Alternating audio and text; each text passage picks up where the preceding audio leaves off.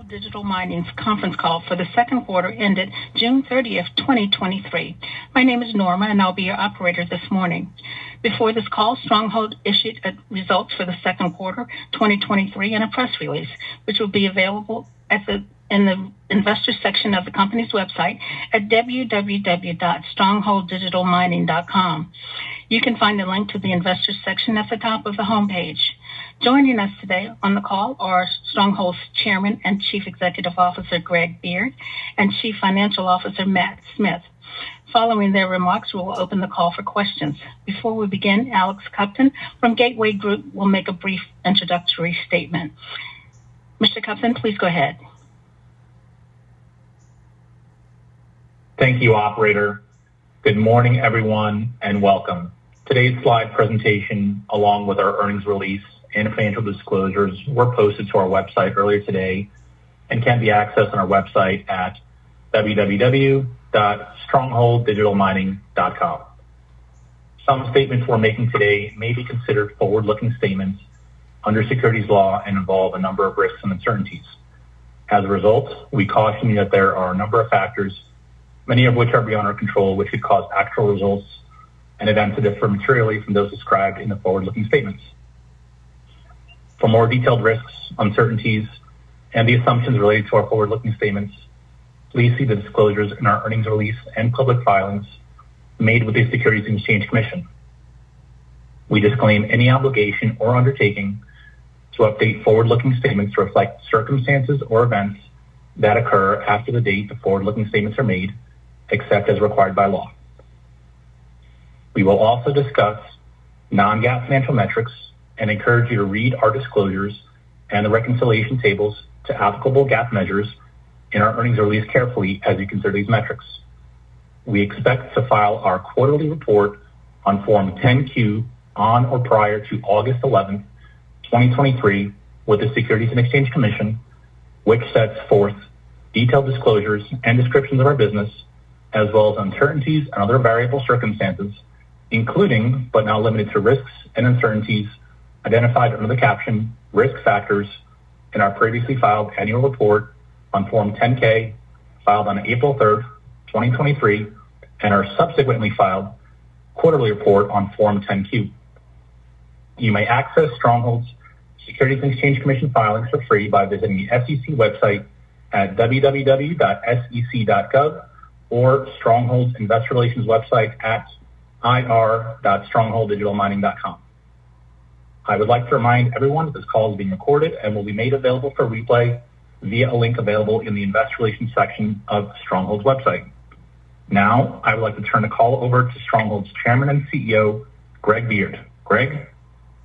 Good morning, everyone, and thank you for joining us on our second quarter 2023 earnings call.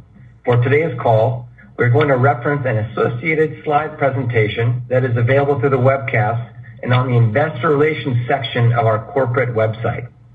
During the second quarter, Stronghold continued to take proactive steps to execute on our strategic growth plan, expanding our hash rate capacity to approximately 3.6 exahash, with the expectation of reaching our full 4 exahash of capacity by September 1st, further positioning the company for long-term, sustainable success with increased revenue and cash flow.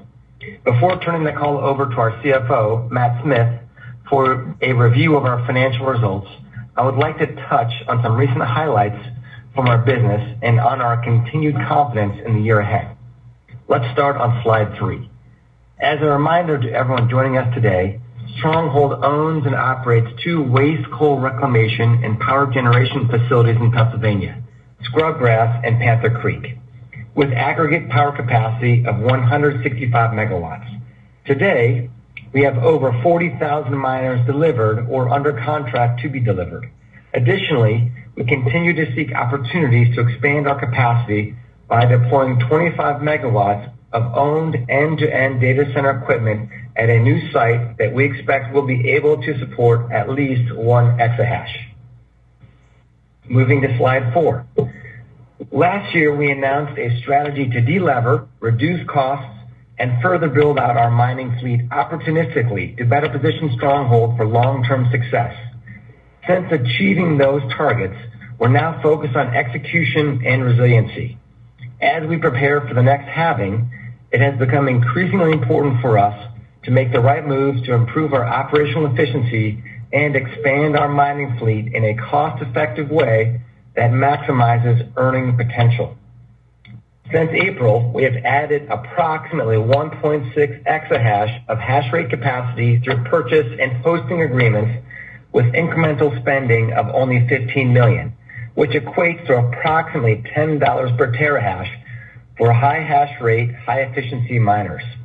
These miners include over 6,000 MicroBT M50 and M50S miners, 4,000 A1346 and 2,000 A1246 miners associated with the Canaan Bitcoin mining agreement, and 2,000 additional purchased A1346 miners. We expect that all of these miners will be installed by September 1st, which puts us on track to reach our data center capacity of 4 exahash, 1 month earlier than expected. In addition to growing our mining fleet, we also remain focused on improving operational efficiency and lowering expenses associated with our operations. We have eliminated more than a third of our fixed costs over the last year and continue to track a net cost of power between $40 and $50 per megawatt hour. Transitioning to slide 5, I'd like to dive a little deeper on our recent miner additions. Starting with our purchase of MicroBT miners on the left. We initially purchased 5,000 M50 miners in April, and then we purchased over 1,000 more M50 and M50S miners in July. The total cost was approximately $12 million. While hash price has pulled back from where it was at the time of these deals, based on a 7-cent hash price and a $45 per megawatt hour cost of power, we would expect $10 million of annual EBITDA uplift from these transactions, and we would expect an internal rate of return exceeding 100%.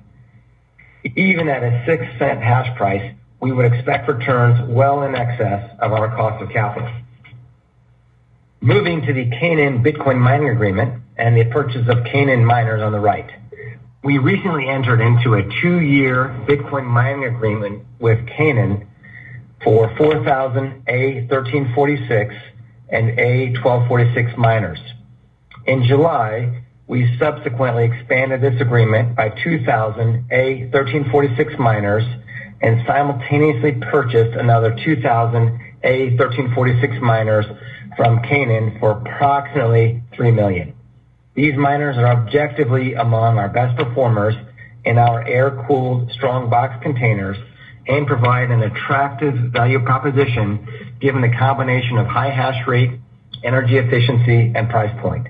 In aggregate, we would expect $7 million of annual EBITDA uplift from the Canaan transactions, assuming a 7-cent hash price and $45 per megawatt hour cost of power, and similar to the purchases of MicroBT miners, the forecasted return profile is exceptional. Looking at the Canaan and MicroBT deals in the aggregate, based on current market pricing, we would expect incremental annual EBITDA of $17 million with only $15 million of capital invested, demonstrating our continued focus on capital efficiency. As a quick aside, I wanted to highlight that we believe that combination of prevailing hash prices and prevailing mining hardware prices represents the most attractive capital deployment opportunity that we have seen in the space. As shown on this page, current market pricing results in forecasted triple-digit IRRs and paybacks around 1 year. This forecasted return profile is stronger than any that we have seen historically, even back in 2021 when Bitcoin prices approached $70,000. Moving to slide 6.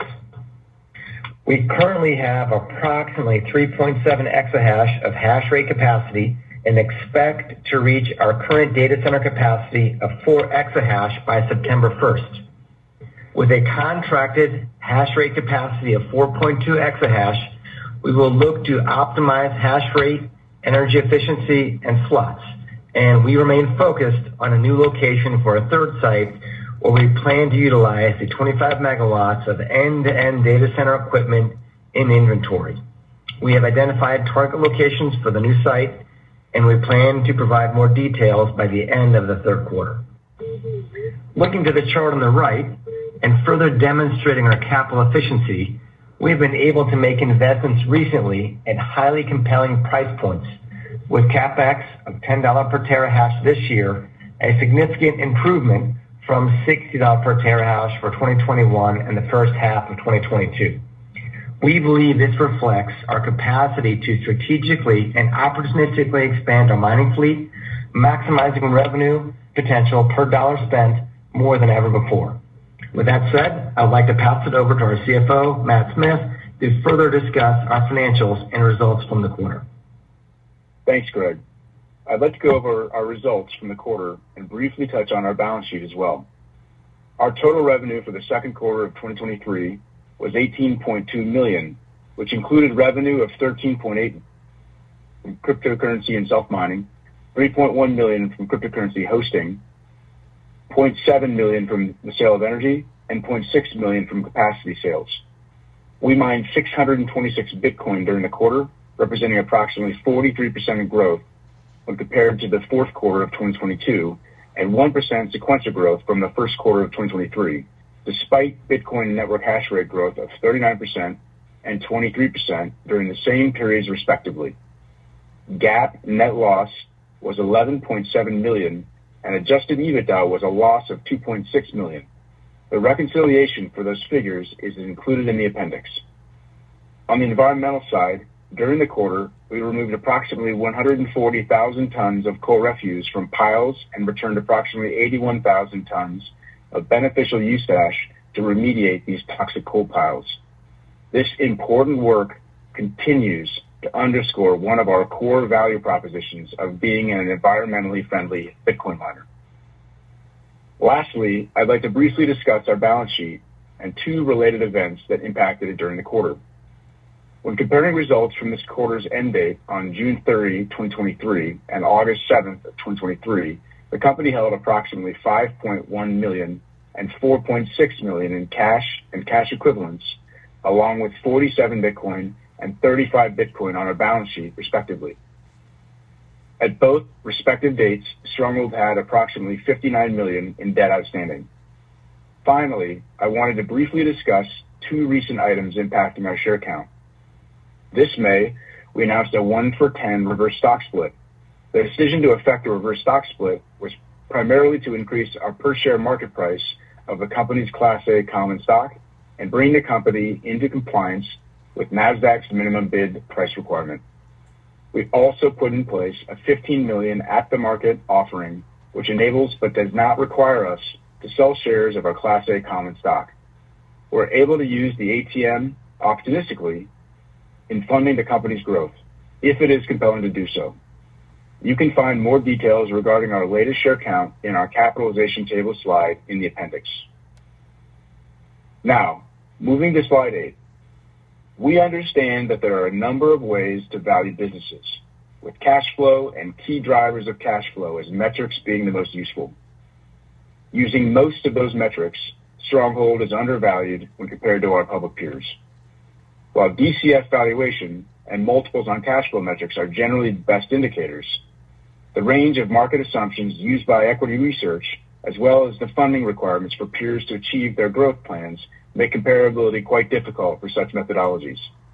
Here we show enterprise value, which is the value of equity and debt, less cash and Bitcoin holdings, divided by current hash rate capacity and Bitcoin production, the primary drivers of revenue in our industry. When looking at these metrics, Stronghold currently trades at close to a 60% discount compared to our peers. This is surprising to us, and we believe our valuation discount will narrow over time as we remain well-positioned relative to our peers. I will now turn the call back over to Greg for closing remarks. Thank you, Matt. To summarize what we've discussed today, we are executing on the objectives we have communicated to the market. We are on track to reach our current data center capacity of 4 exahash in the coming weeks, and we have dramatically improved our cost profile and balance sheet. We remain confident in the strength of the business and our growth prospects, and we look forward to sharing additional operational updates in the future. With that, operator, let's open the call up for questions. Thank you. As a reminder, to ask your question, you'll need to press star 11 on your telephone. To withdraw your question, please press star 11 again. Please wait for your name to be announced. Please stand by while we compile the Q&A roster. One moment for our first question, please. Question comes from the line of Chase White with Compass Point Research. Your line is now open. Thanks. Morning, guys. Couple, if I may. How should we think about the amount and the cadence of CapEx in the second half of this year? Presumably it'd be mostly in 3Q, but just love some color on that. Yeah, sure. Hey, Chase. Yeah, good morning, and thanks for listening. So I think what we want to make sure everyone understands is that we have spent what we need to spend to get to our 4 exahash number, and any incremental spending related to miner purchases will just be to upgrade or potentially for our third site where we have the 25 megawatts of equipment. So I think what's important to note is that, hey, we may spend additional capital, but it'll be associated with growth. So to the extent you're modeling in a capital spend related to mining, know that you're then modeling a number beyond 4 exahash. Of course, sometimes we make investments in the plants, and so we could have, if we've got a planned, outages later this year that will be very short and won't be expensive. So I think you can model in a little bit of capital for that, but it's not overly big numbers. Does that help? Yeah, but maybe just to put a finer point on it, like in the third quarter, I think you guys said that you had spent some in July. So I'm just trying to get a sense of for modeling purposes, how much we should think about that's already been spent in the third quarter. Chase, it'll be about $3 million for miners specifically, and gotcha. I think just to drive Greg's point home, that's all that's required to get to 4. And we've provided guidance that by the end of this quarter or shortly thereafter, we're going to share with the market what we expect to do with any next or coming growth project, which we refer to as a third site. And so, currently there's no additional capital expected, but if we were to go forward with a third site, we would definitely have plans on how we're going to creatively fund it. What the growth would represent for a step function in revenue and cash flow, and pay back on anything we would do. But at this point in time, we haven't, there's no additional capital plan for miners beyond that, unless we high grade over time, as Greg described. And just a reminder, we've provided guidance previously of $2 to $4 million for outages this year. We did a significant outage at Panther in the second quarter that flowed through operations and maintenance expense. At this point in time, we don't plan significant outages, as Greg said, and so we're still sticking to our $2 to $4 million of guidance for the year. But if we choose to take a plant offline for a few days in September, to give it some TLC, we may still do that, but we still believe our $2 to $4 million of outage guidance is good. Got it. That's helpful. And then next question is, are you able to give us any updated thoughts on incremental revenue potential from ash sales? Yeah, so I think at the beginning of the year we provided kind of the $1 million bogey, and we have not updated that. At this point, we don't see a need to update that. I think we feel pretty good about being on track for that, and so we'll look forward to updating you closer to the end of the year to judge how we did against that original hypothesis. Got it. Thanks. I think as the year has gone on, and we have done a lot of scientific testing of our ash, I think that we've seen the value of it our views of the value of it have gone up and not down. And you just I'll let you think through what that may mean, but I think we look forward to sharing with you additional potential uses of ash in the near future. So we'll look forward to coming back to you with that. Thank you. One moment for our next question, please.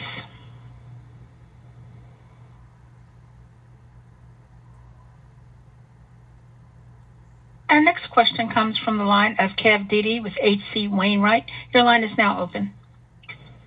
Good morning, gentlemen. Thanks so much for having me on the call. Greg, can we sort of peel the onion back a little bit on your specific fleet operation? I'm curious about what I know it's early, but I'm wondering if you can give us any feedback on the operation of the Canaan miners that you've seen so far, and how you plan on, or how you see your overall fleet efficiency progressing with the inclusion of the new miners you've bought. Yeah, hey, that's both great questions. So I think the answer on the Canaan is that they are, I would say, tied for a best performing model. We're happy with, they for one thing, deliver the miners when they say they're going to deliver them, and they work when we plug them in, and they're efficient. So it's tough to, and we have, like, the early read is the uptime for these miners is in the 90s. And then I think the ones that show up not working, they turn around and send us working ones. So really happy with that miner the and relationship. So which is why you've seen that we've expanded with them, already, since we created that relationship, I guess about 6 months ago was when we first started. So I think we're, in terms of overall fleet efficiency, we're trending toward 33 joules per terahash.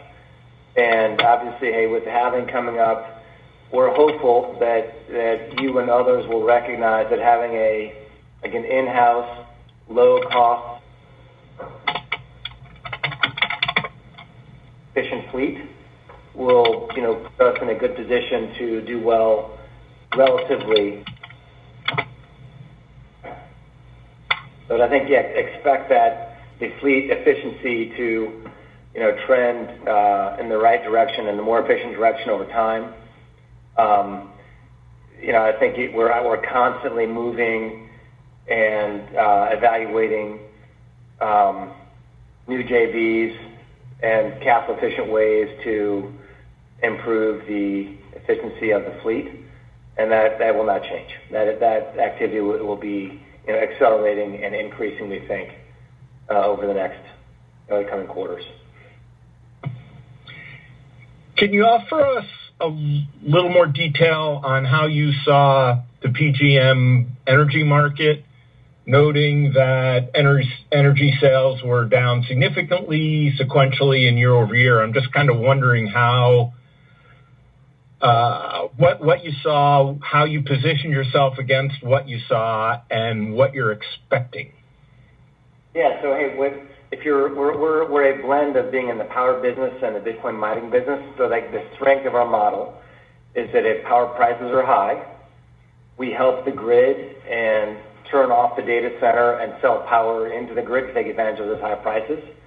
If power prices are below our cost of power, we can do the reverse and buy power from the grid instead of making it ourselves. And so that gives us what we described as like a multi-way option. I think going into any summer, you on the power production side, you have high hopes for big spikes in power prices where you would cycle the data centers off and take advantage of those spikes. But I think if you were to study where power prices ended up this summer, we really only had 3 or 4 days that was above where we would achieve had we was just to mine. And I think that's probably exponentially lower than what we expected. And I think that's going to roll out, probably the curve for the fall and the winter.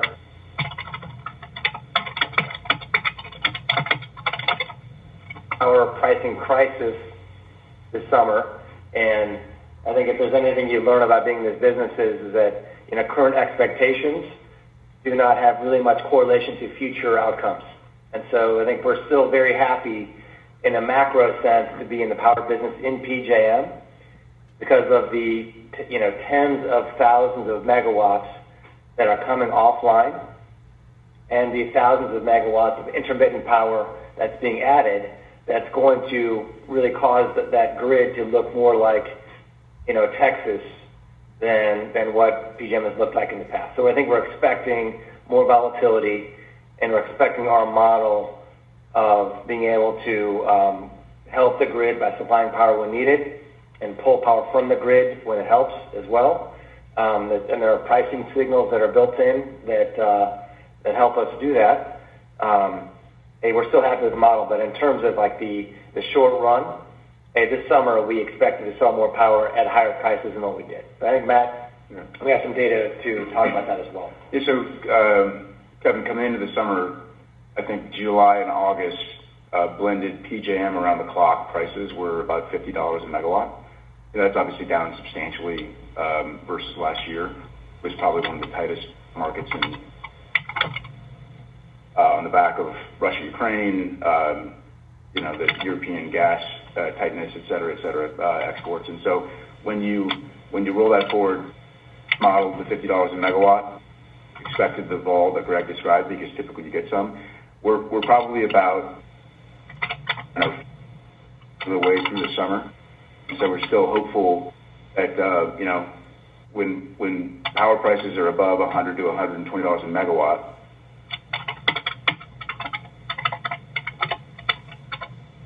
to mine for Bitcoin, and so we'll curtail our miners and happily sell power and price that operation. And so August is still mostly ahead of us.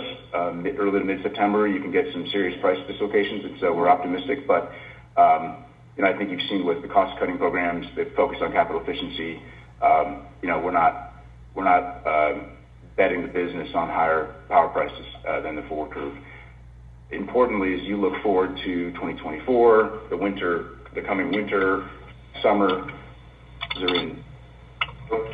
future prices are expected to be higher than current prices, and so I think we're looking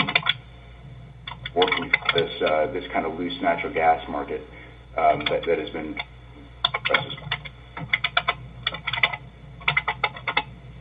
But when you go into 2024 and April of 2024 and having a distinct difference between our business and the rest of the Bitcoin miners is that when we wake up in April and you have the halving, our power operations, our ability to sell power and the cash flow we can generate from that business do not have, unlike Bitcoin mining where there's obviously risk around the halving, and we've been investing accordingly. So we look forward to our prospects and business model demonstrating its differentiation as we go over the next 6 to 12 months. Last question for me on this, Greg, but you alluded to maybe some dynamism within the PJM grid. And I'm curious, now I apologize that I don't know more of this myself, but as you look across that grid and perhaps the advent of any projects, you alluded to ERCOT, and I understand there's some interest in developing peaker plants that could perhaps readily address these market price swings. And I'm wondering if you think the parallels between ERCOT and PJM are close there as well. Is there anything that you can see in your crystal ball that might change the dynamics from a new construction perspective? No, you know what, I'll send you, it's been well reported. I'll send you, like, on my favorite article the Wall Street Journal put out maybe 3 or 4 months ago, where they were talking about, hey, where is all of the power going to come from for PJM given all of the planned shutdowns of the coal infrastructure? I think it's something like with the 60,000 megawatt grid network that is going to be experiencing more than 10,000 megawatts of shutdowns. And so, and that's just way, way too many megawatts to lose to have solar and wind replace. And so that was in the form of a question, hey, where is this power going to come? and in a Socratic way asking, hey, PJM, what are you doing to manage your grid? Given that we have all of these announcements and not enough new builds to serve the power needs of the region. So I think in Texas we saw something a little bit different, and that there seems to be that's sort of the biggest renewable market in the country, which means it's the most intermittent service in the country, which I would argue, using data that says, hey, that's what's causing massive price swings in Texas. And sometimes, hey, power, the sun is shining, the wind is blowing, and there's more power than can be consumed. Power prices can actually sometimes go negative. At the same time, when it's cold or super hot and the wind isn't blowing,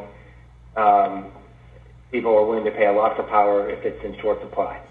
So I think that's the unintended consequence of having a more renewable, greener grid is more intermittent and more price swings, and probably an overall average higher price than what a baseload fossil fuel plant would have. But I'll forward you this Wall Street Journal article. I'll post it on our Twitter account for those who are listening to read as well.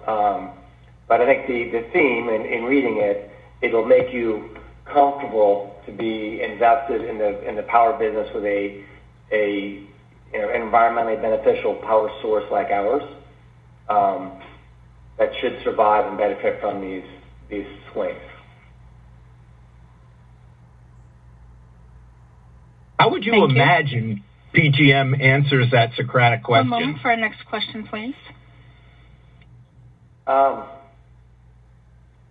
hey, they can't sit idle, right? That's what what can't happen is we can't have a tripling of the power price and a true shortage. So in a way, the market forces will answer, and if power prices go up, then you see plants that were scheduled to shut down, they'll decide not to, right? But then I think we're not going to get the cleaner, greener plan that's also been projected by a lot of these power owners and developers.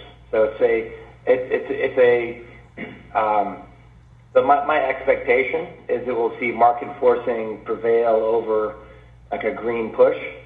But hey, that's really like every boardroom is asking, what are we doing to get more carbon out of the air? So it'll be a tough question.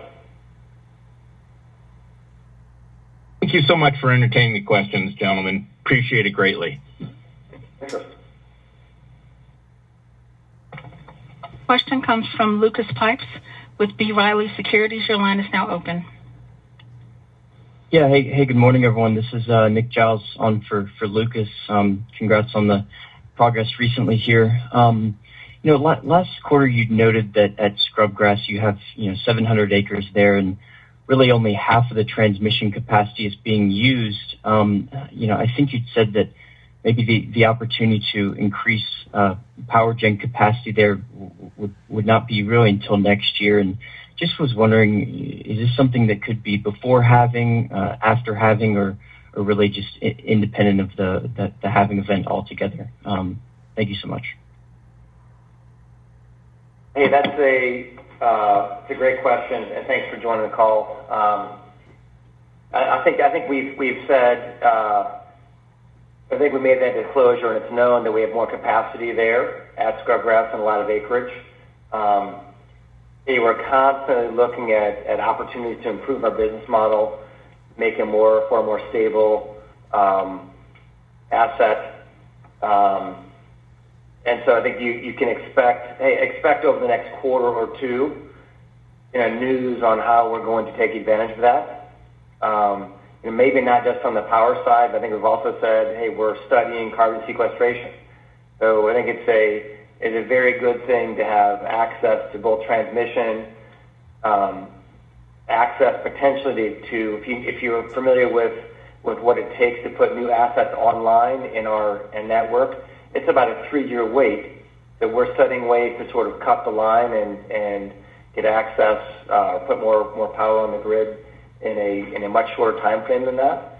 And then, hey, I think the infrastructure bill that, can pay you between $80 and $160 a ton for carbon credits, that has our attention.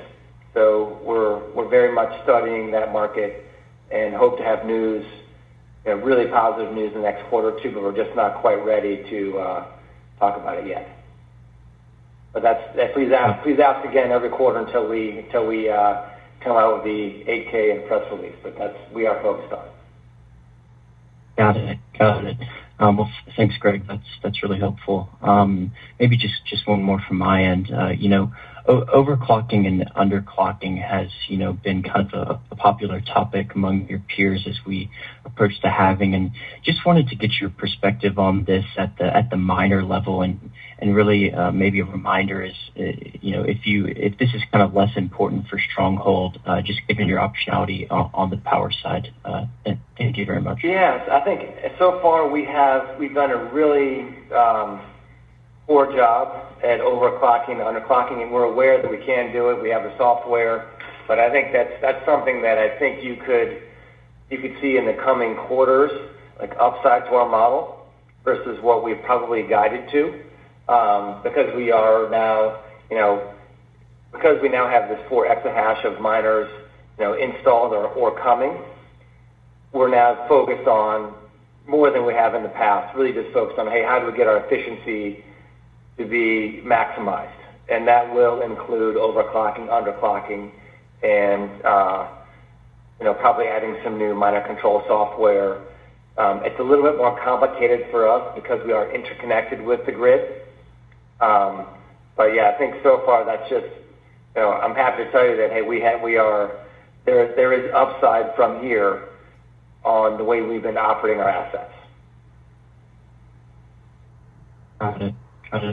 Well, Greg, really appreciate all the detail today, and continued best of luck. Thank you very much. Thank you. As a reminder, to ask a question, you'll need to press star 11.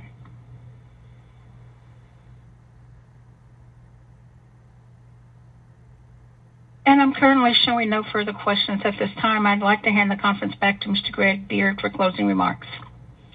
Great. Well, hey, I just want to thank the investors for the interest in Stronghold. Hopefully you've noticed that we have been improving, every quarter, for this year, and we hope and expect that we'll see continued great execution from our teams, both on the power side and data center side, over the coming quarters, and we look forward to our next meeting. Thanks, everyone. This concludes today's conference call. Thank you for your participation. You may now disconnect. Everyone, have a wonderful day.